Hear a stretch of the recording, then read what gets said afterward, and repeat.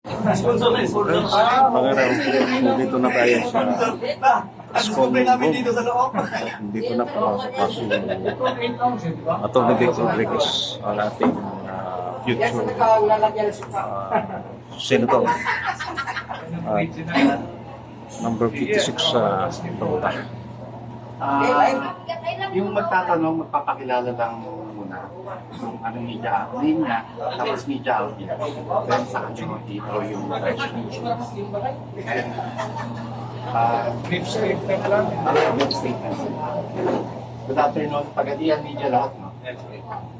Thank you, and hinga natin ang opening statement si Atty. Before yung question and answer. Good afternoon to all of you, and thank you. Okay na, go! Sunrise. Okay, go. Okay. Good afternoon to all of you, our friends from the media, and thank you for welcoming me here, just in Pagadian City, but I am in Cairo Region 9. And I am here to honor the invitation of my dear friend who is celebrating his birthday today. And at the same time, of course, alam naman ninyo na today, the campaign for the national position for senators specifically began. It opened last February 11, and we've been going around places, hindi lamang sa probinsya. Kababalik ko lang galing Hong Kong, at tayo doon ng ulit na sinulubong ng mga Filipino migrants and Filipino expatriates, at kasama si Pangulong Rodrigo Duterte, ang anak ng Mindanao at ang pride ng Mindanao, silang mag-ama, si Pangulong Duterte at si Vice Presidente Inday Sara Duterte.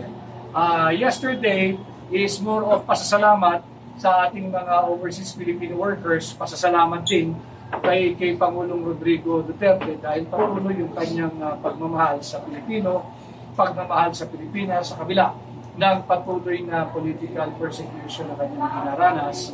Ganon din si Vice President Inday Sara Duterte.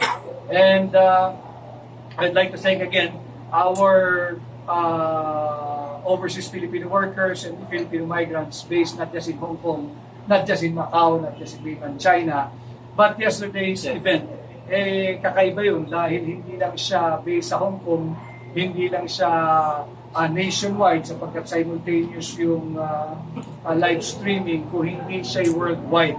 Other parts of the world na mayroong Pilipino ay nagkaroon din ng live streaming. So maraming salamat, at salamat kay Pangulong Duterte, salamat kay Vice President Inday Sara Duterte, and salamat sa inyong lahat sa pagsalubong sa akin ngayong araw. And the floor is now open for any questions. Attorney, Pauli ako kung Brian Channel, same time sa GMA7-1 Mindanao. Sir, first time niyo po dito sa Pagadian?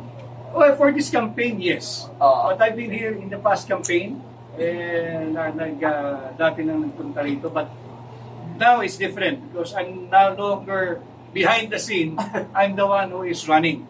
As a candidate, it's my first time to be going around here as a candidate. Alright, sa Himpapawid, ano yung masasabi natin sa itsura ng Pagadian City? Pagadian City, sentro talaga ito ng Region 9, and I hope na the peace and order situation is holding up under the stewardship of our mayor. At alam ko hindi madali, hindi lang siya. Halos lahat ng mga iba't ibang lugar ay are facing a tremendous challenge in maintaining peace and order and in trying to keep yung peace and order sa kanilang lugar na yung kaayusan ba, sapagkat ibang-iba noong panahon ni Pangulong Duterte na meron talagang firm and decisive and strong leadership. Attorneys, Sir Vic, bali public knowledge, no? Na kayo ay malapit sa administrasyong Marcos noon. Now, naging kritiko na kayo ngayon, aktibo kayong kritiko sa administrasyon. At kumakandidato kayo bilang senador. Ba't po kayo naisipan niyo pong pumasok sa politika? Galing na kayo kayo sa gobyerno? Yeah, thank you. I am a critic not just for the sake of criticizing. I am not a critic because I have taken the role of an opposition. No. Because mali na ginagawa. And we can see that in yung budget, ang usapan natin yung 2025 budget. I cannot help but call out the government on the way the budget was approved.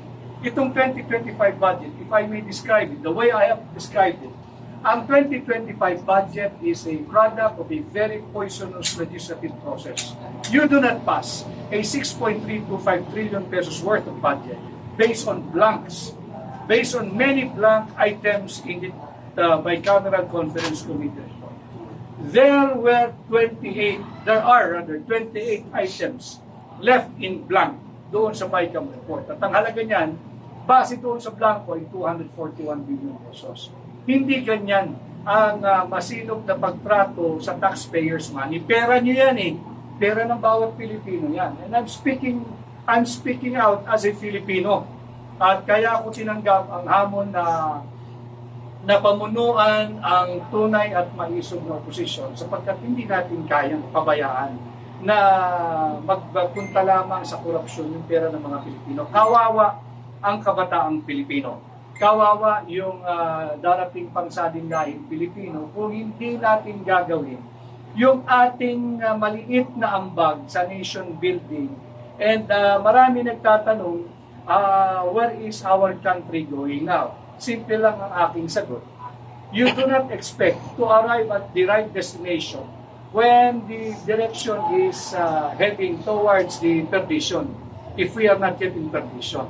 So many are saying na we-weaponize yung ating mga batas, yung mga anyone who is expressing an honest dissent against the excesses and abuses and corruption in the present government ay naharap sa kaso. Kaya alam ninyo, obligasyon ng bawat Pilipino na magsalita at punain ng gobyerno sa mga maling ginagawa nito.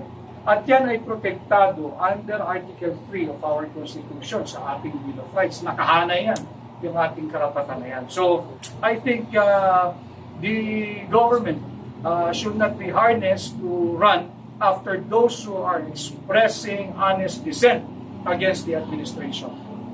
Kaya attorney, magandang hapon tayo, Huawei Dylan of Radyo natin sa Manila Broadcasting Company.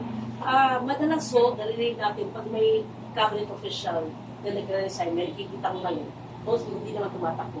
Unless na ginawa nyo ngayon, tumakbo kayo for Senate.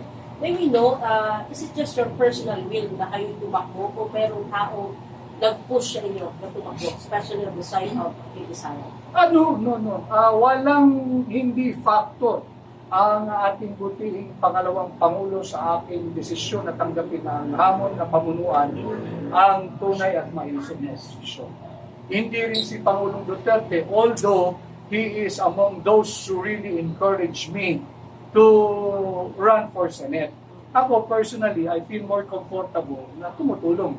At kung tumuloy si Pangulong Duterte na kumandidato bilang senador, I will still support him, I will be with him, at yun naman sinabi ko talaga openly, na kung tatakbo si Pangulong Duterte bilang senador, I will volunteer whatever little I know about campaigning, about strategizing, about organization.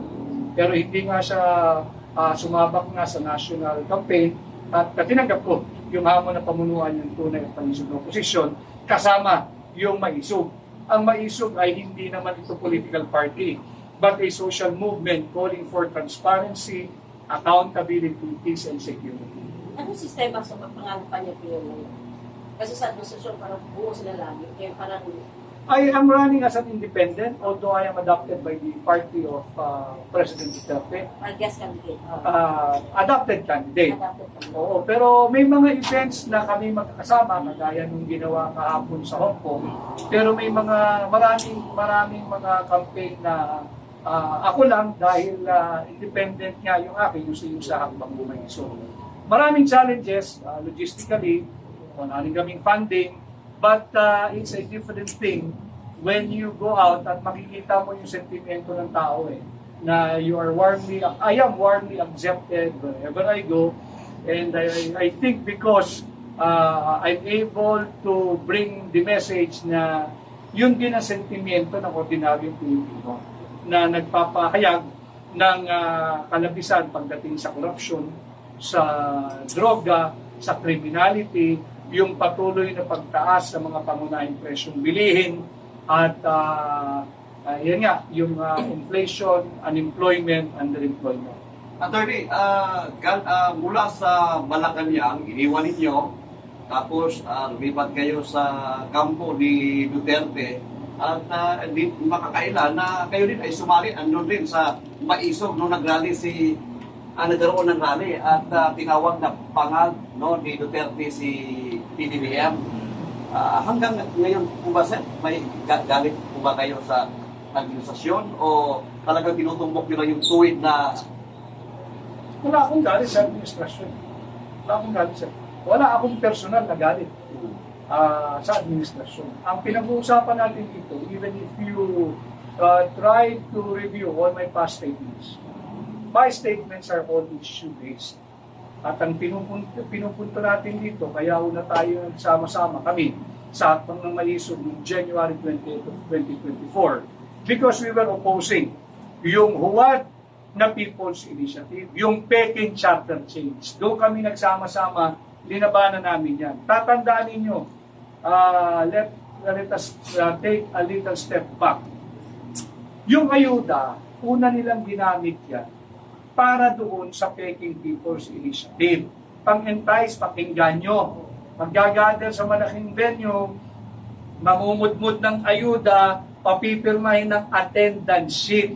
Tapos nabulilyaso, nahuli, na-discover, ina-attach yung attendance sheet doon sa pamimigay ng ayuda at linalakip doon sa petition per congressional district dahil minamadali nila na mabuksan yung ating saligang batas dahil daw maraming provision doon ay very, very restrictive pagdating sa economic policies.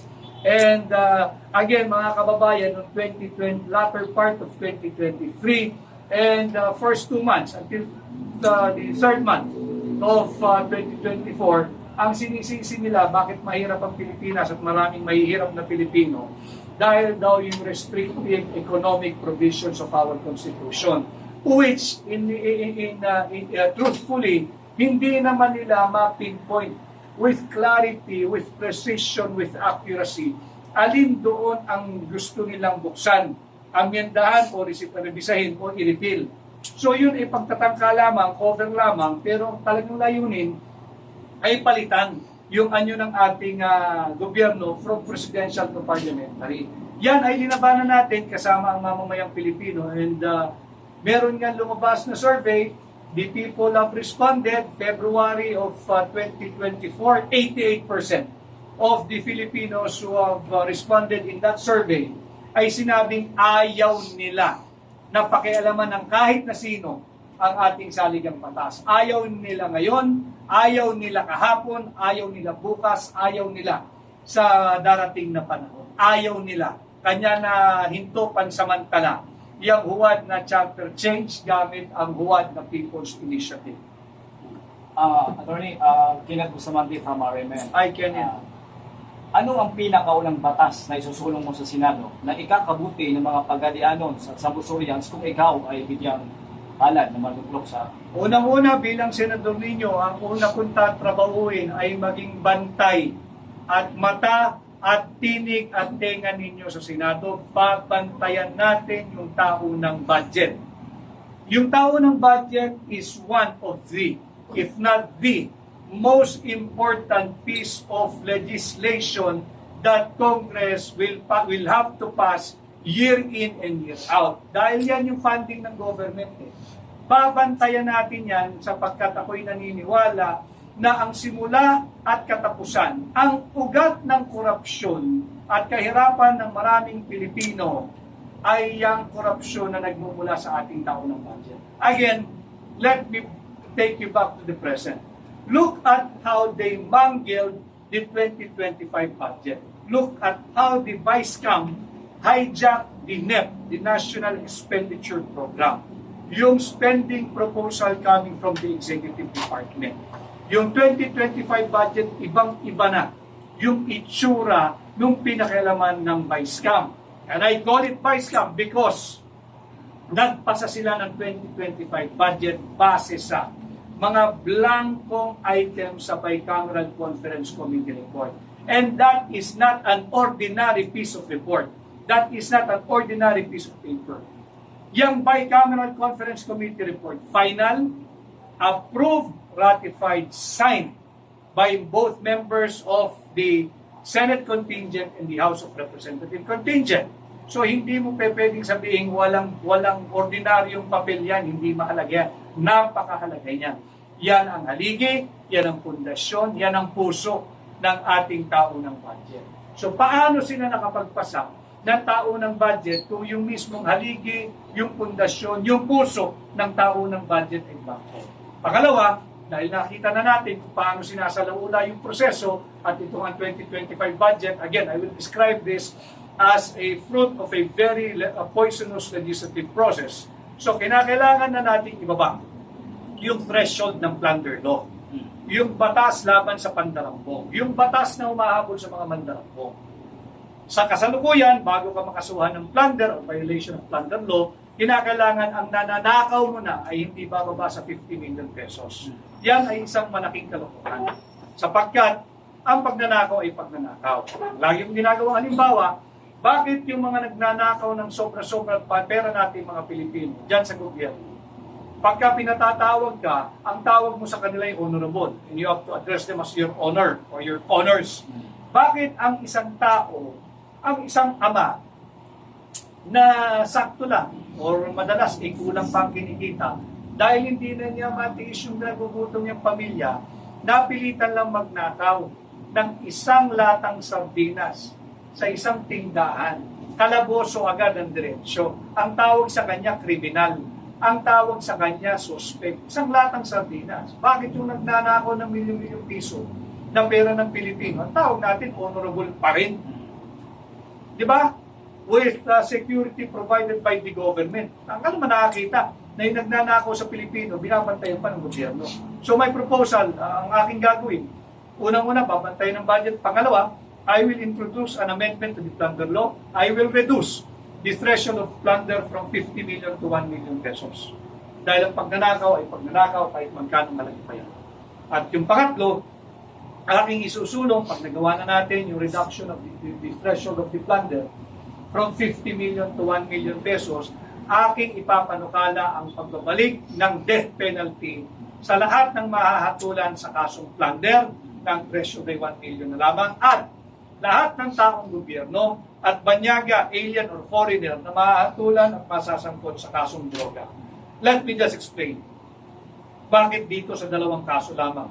Una-una, sapagkat sinisiguro natin na pag naibalik natin yung death penalty, hindi na yung same story na yung maliliit lang o yung mahihirap lang ang nahahatulan o mahahatulan ng bitay. Hindi. Walang nagnakaw sa gobyerno na may tuturing mong mahirap. Pag nagnakaw ka na ng so much sa gobyerno, you have all the money. You have all the wherewithals. You have all the power. You have all the influence to have a very, very good defense team ng mga abogado. So pag yan ay nahatulan ka pagkatapos sa mahabang paglilitis, talagang guilty ka. So dapat lamang, dahil ninanakaw mo ang kinabukasan ng kabataang Pilipino, sa bawat sentimo kinukuha mo at nagpapakasasa ang pamilya mo o ang sarili mo o kung sino pa na iyong kaalyado, dapat lang na ang kaparusahan ay bitay. Sa droga naman, kung ikay taong gobyerno at luminya ka sa droga, you have no business na pumasok dyan sa droga. Dahil lahat ng taong gobyerno, bago ka manungkulan, nanunumpa ka, di ba sa ating saligang batas, na iyong obserbahan at ipagtatanggol at ipapatupad na walang anumang pag-aalinlangan ang lahat ng batas at ipagtatanggol mong saligang batas. Sorry, medyo makatipala lang muna po. So, at yung mga banyaga naman na makikilam sa droga, kabulin natin sila. Dahil ang sinisira nila kabataang Pilipino. Ang sinisira nila pamilyang Pilipino. Kung gusto nila magkalat doon sa bansa nila, huwag dito.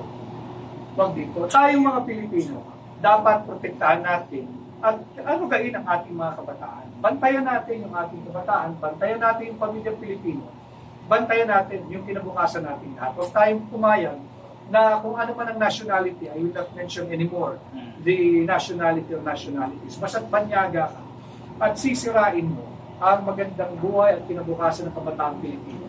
Bitayin natin pagnahatulan at pagkatapos ng isang patas sa paglilitis. Diyan lamang sa dalawang kasong yan, ang death penalty. Attorney, umuugo ngayon ang isyo na posibleng may warrant of arrest sa ICC si President Rodrigo Duterte at sinabi mo meron kang campaign din against illegal drugs.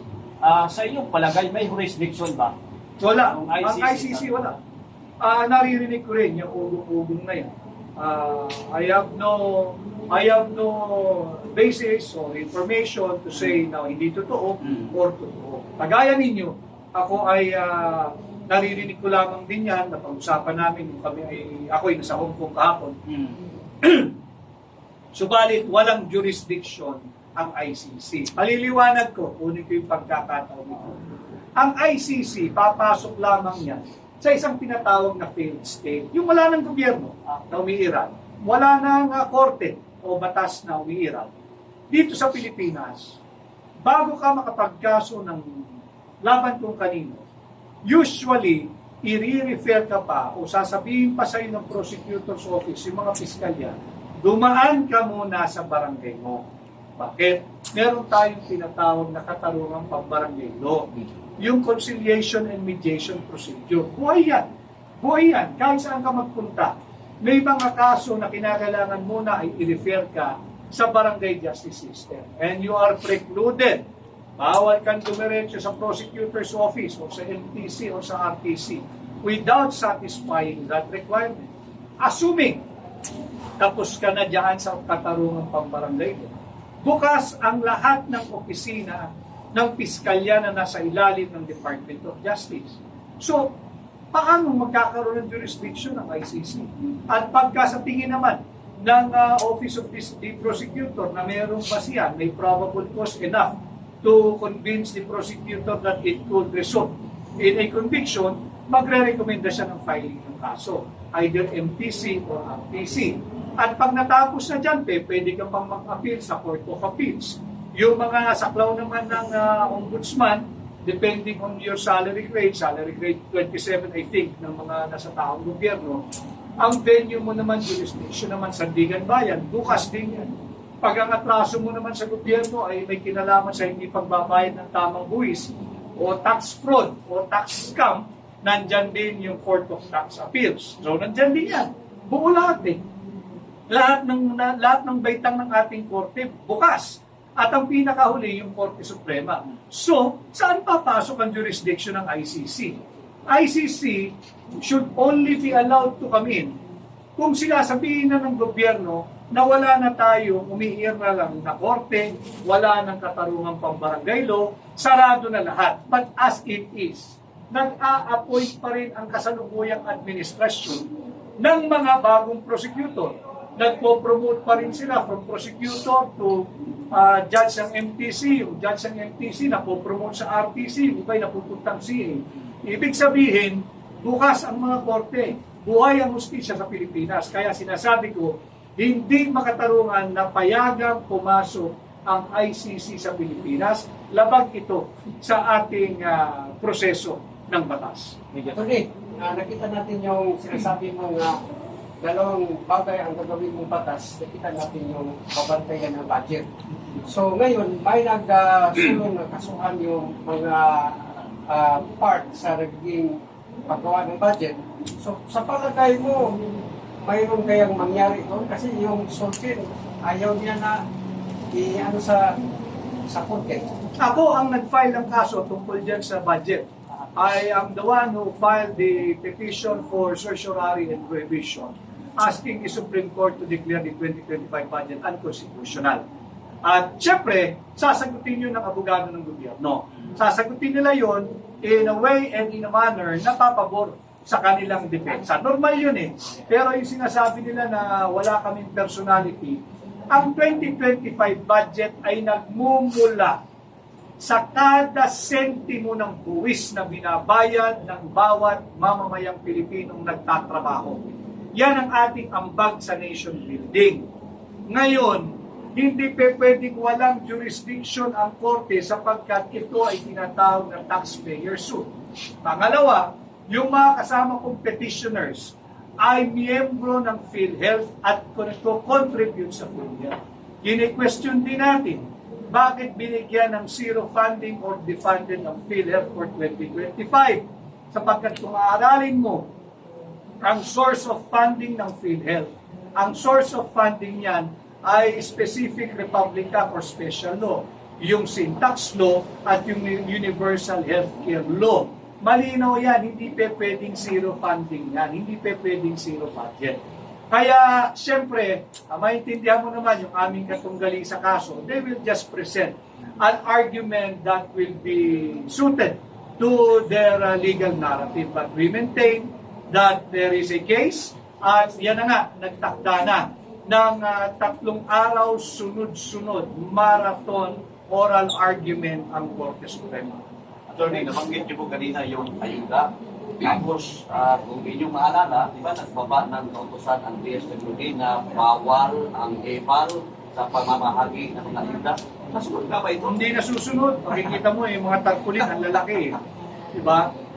Alam niyo, hindi ako sang-ayon dyan sa pamimigay ng pera. Hindi naman ayuda yan eh.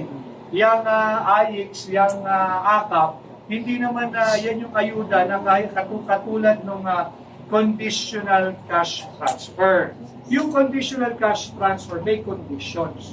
And you have to meet those predetermined conditions. And you have to satisfy continuously those conditions provided for by law for you to continuously be enrolled dyan sa conditional cash transfer. Itong AKAP at ayuda, walang hangganang pamimili lang ng boto ito. At hindi ito ang tugon sa kahirapan ng mga Pilipino. Mga kababayan, kahit yung tumatanggap o nakatanggap ng AKAP at AIS, dapat ang usapan. Pag may nagbigay sa inyo ng AKAP at AIS, kunin ninyo. Ako na nakikiusap, kunin ninyo, please. Pera nyo yan. Pero huwag kayong tatanaw ng utang na loob sa mga mambabatas na namimigay niyan sapagkat hindi nila pera yan. Yan ay pera natin. Pero huwag din tayong masyadong magdiwang sapagkat every time na nagmumudmud sila ng AKAP at AIS, pag-isipan ninyong mabuti. Pag nilay-nilayan ninyong mabuti, suriin ninyong mabuti. Merong pinagkuha ang pondo yan. At yung pinagkuhaan nilang pondo, binawasan yung higit na pangangailangan ng mga higit na maraming Pilipino. Like for this year, 2025, pinunuli na ng AKAP at ayuda yung mga mambabatas. Binigyan nila yung senador at mga kongresista. Ano ang sinakripisyo? Yung ating education sector. Binawasan ng 31 billion pesos ang education sector. This notwithstanding that there is a finding under EDCOM 2 report, yung Second Congressional Commission on Education, napatunayan ito na halos 25% ng kabataang Pilipino na may edad 3 hanggang 5 taong gulang ay gutom, malnourished, undernourished, walang tamang sustansya. Base ito sa EDCOM 2 report. Hindi ito base sa akin. 25% ng kabataan 3 to 5 years old na Pilipino, gutom. Okay. Ayon din sa EDCOM 2 report, kung yung gutom ay 25%, ito naman, halos lahat, almost all of our grade 4 students do not deserve to be in the grade 4 level sapagkat kulang sila ng competence, kulang ng skills, kulang ng knowledge. In fact, according to the same EDCOM 2 report, dapat yung halos lahat ng grade 4 students na yan ay grade 1 lamang. So, anong pinapakita nito? Gutom na, mangmang pa. Anong ginawa? Binawasan pa ng 31 billion pesos, inuna ang ayuda na pamimili lamang ng boto. Ito yung mga usapin na dapat nating gamitin sa pagsukat, pagkilatis, pagkilala, pagtimbang, at pagpili ng ating mga gagawing leader ngayong 2025 election, maging senador o kongresista. Dapat kunin natin ang pagkakataon nito. Let's take this midterm election as an opportunity to purge itong mga tiwaling mambabatas. Huwag na nating i-renew yung kanilang kontrata sa atin bilang trabahante natin. Itong midterm election, take this as a renewal of contract of employment. Pati ako, na nagpe-presenta, nag-aplikante bilang senador. Kung sa tingin mo ninyo na ako ay hindi karapat-dapat pahiramin ng inyong sagradong mandato, wala tayong samahan ng loob. Huwag ninyo akong iboto. Pero gamitin ninyo ng tama yung kapangyarihan ninyong bumoto. Sukatin natin, suriin natin. Pag nilay-nilayan natin. We must all understand what is at stake for our country this midterm election. And this might be our last chance to redirect the wrong direction of our country, of the national leadership. Magtulong-tulong tayo. Salbahin natin ang Pilipinas, salbahin natin ang ating mga kapwa Pilipino. Sa inyo pong pagtakbo bilang senador ng bansa, si Atty. Vic Rodriguez ba ay saan ang loyalty sa Marcos o Duterte? Ang loyalty ko sa saligang batas.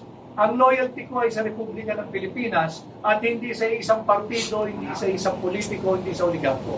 Malinaw yan. I'm not just stating this now. This is the same line of pronouncement that I have made when I filed my certificate of candidacy. Malinaw yan.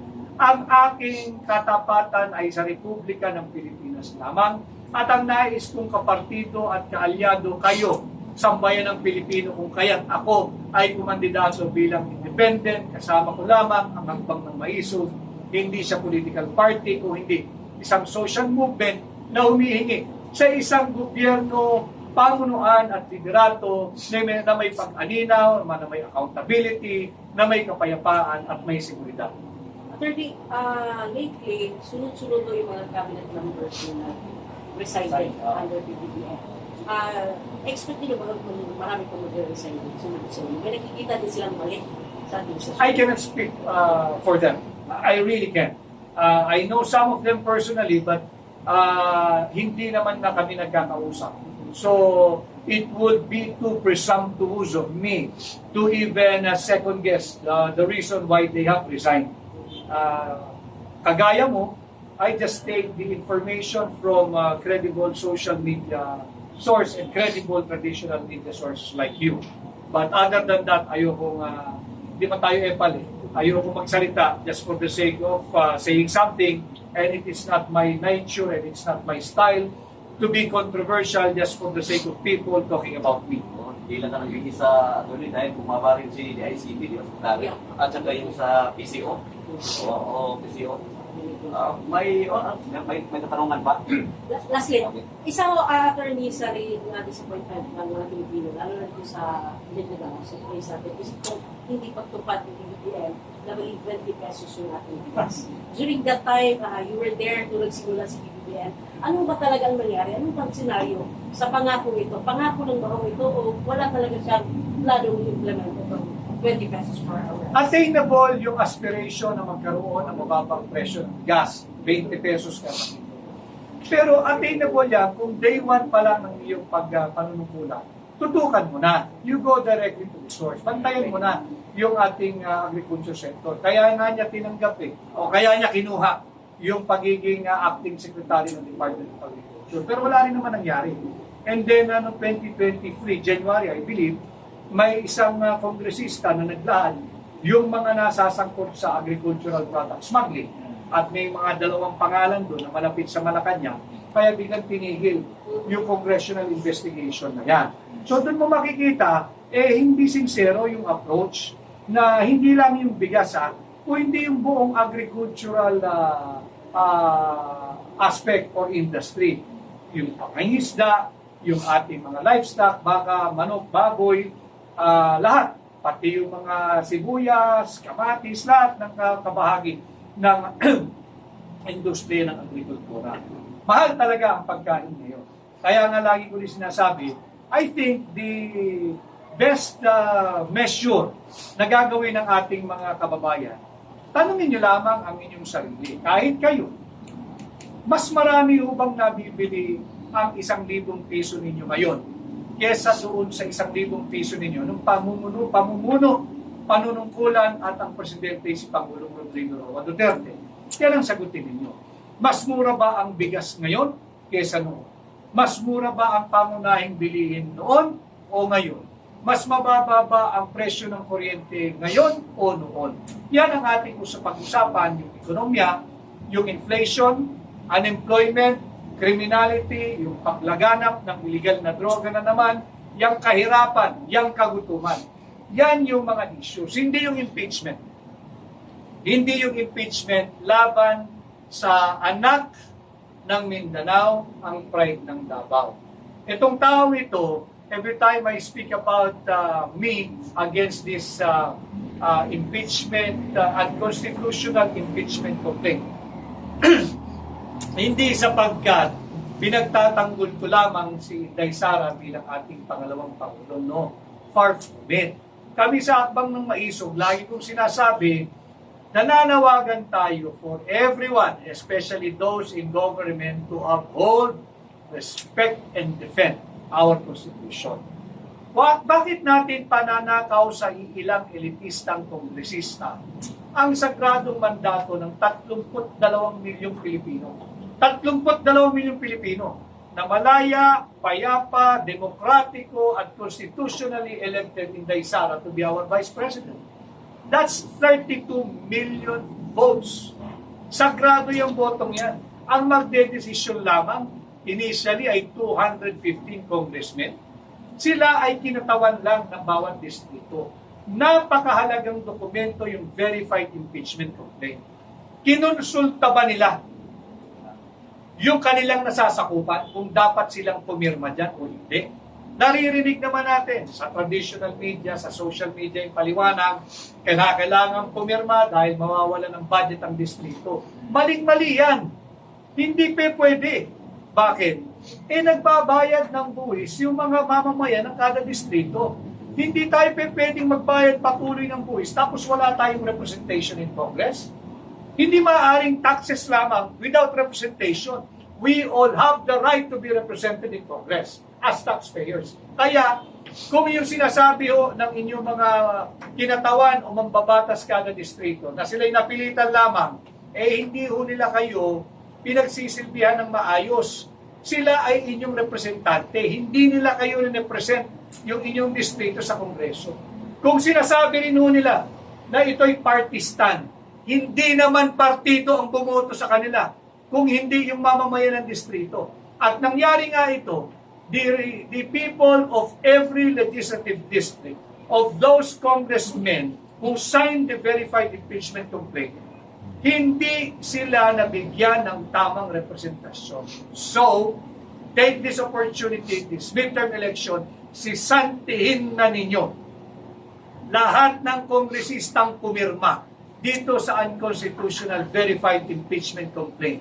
Magpalit na kayo ng empleyado, maglagay kayo ng bago, singilin ninyo, lalo na dito sa Mindanao at sa Visayas, sapagkat pride ng Mindanao, anak ng Davao, ang binibiktima rito. Binoto lang naman ito ng 32 million Filipinos. Ang magdedesisyon lang, 215 initially na kongresista. Bakit?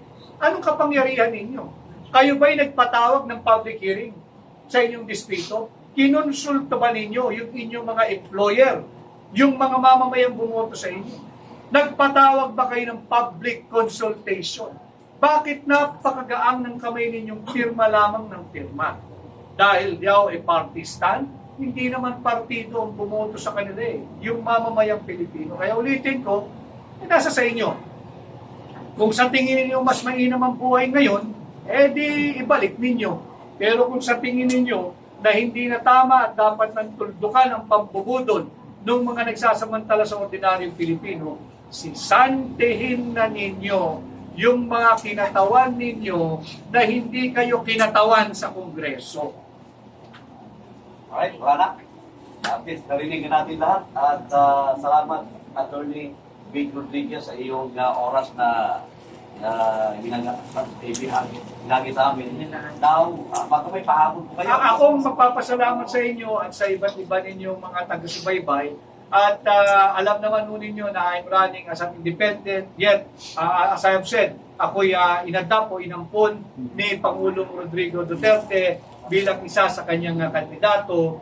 Hinihingi ko po ang tulong ng bawat Pilipino na sana ay matulungan ninyo ko at mapahiram ng inyong sagradong tiwala at mandato bilang senador ngayong 2025 election. Sana ho ay tulungan ninyo akong kampanya sa inyong pamilya, sa inyong kamag-anak, sa inyong kapitbahay, sa inyong community, sa inyong probinsya, sa lahat ng kakilala, katrabaho, kaskwela, at lahat ng maaari po ninyong makausap na Pilipino saan mang bahagi ng mundo.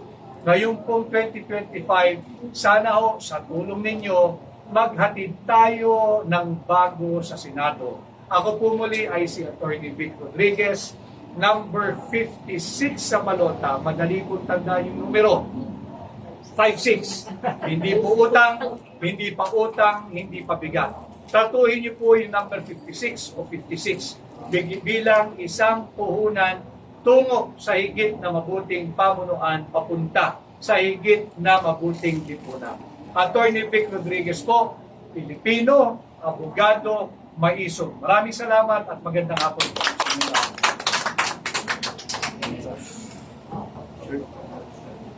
Thank you. Kulang pa. Proud na team sa tao. Well, picture ko 20. Number 56 eh. Tingnan namin. Sir? Okay.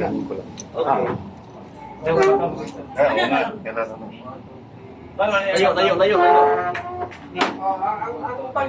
Okay. Okay. Itatanan, media. Baka mauwi ko pa. Kasi wala ko nag-plan. May handsign po kayo. Keep din. Iba talaga radyo natin. Transmit day. Stop. Come here, come on. Tagalog lang po. Tagalog po. Hindi. Hindi nakakaintindi. Konti. Yan guys. Tatapos lang sa press con at nagpa-picture yung taga-media ng Pagadian. Mga Banting, no? Ang mga media may mag-promote ka rin. Ang mga media ang bahala sa iyo, attorney. Dito sa Buwang Ganun so. Tulungan natin. Walang money involved. Tutulungan ka natin. Even if I want to, I do not have. Okay. Lahat. Okay, lahat na natin. Apil po ba para media po? Apil po. Taga-media ng Pagadian City guys. Wait, wait. Bro. Apil po ka, apil po. Kami dito ay taga-video at taga-picture lamang. At kami ay representante ng hakbang ng Maisog vlogger. Look here, 1, 2, 3. alright, thank you. Hakbang ng Maisog sa Buwanga Peninsula. 1, 2, Pa-picture yung taga-media ng Pagadian City. Salamat guys!